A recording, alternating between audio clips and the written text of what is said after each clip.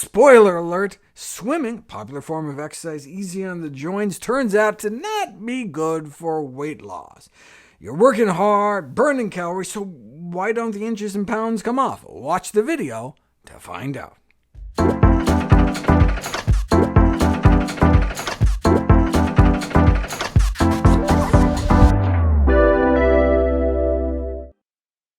Swimming and aquatic exercise in general are popular alternatives to land-based activities such as walking or biking.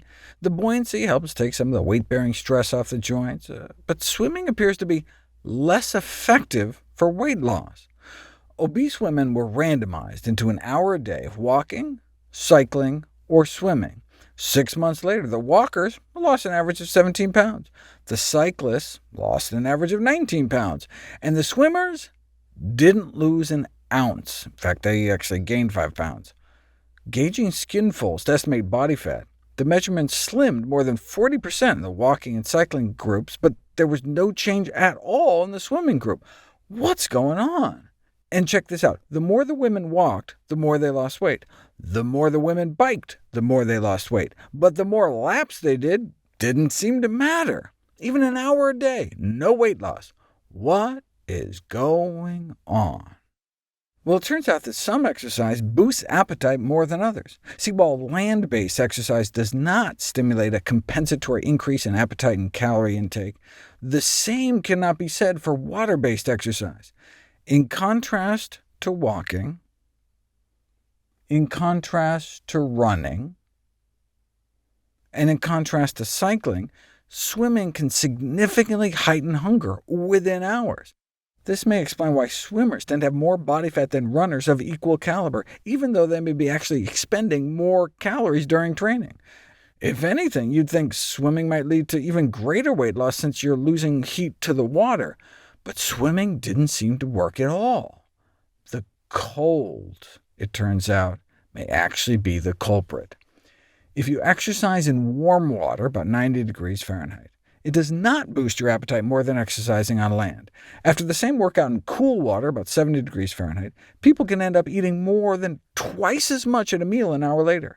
Maybe they're just burning off extra calories to stay warm? No. Even at the same number of calories expended, people eat hundreds of calories more after exercising in cold water. Offered a buffet after burning off about 500 calories in cool water, people eat nearly 900 calories, hundreds more than after exercising in warm water or just staying dry. So they ended up taking in about twice as many calories as they exercised off. No wonder swimming doesn't appear useful for weight loss. Would the same thing happen under different temperatures on land? A team of British researchers sought to find out, randomizing people to briskly walk for 45 minutes on a treadmill in the cold, about 46 degrees Fahrenheit, or at closer to room temperature, about 68 degrees Fahrenheit. Participants were then presented with a buffet meal in which their eating was covertly recorded, and calorie intake was significantly greater after exercising in the cold.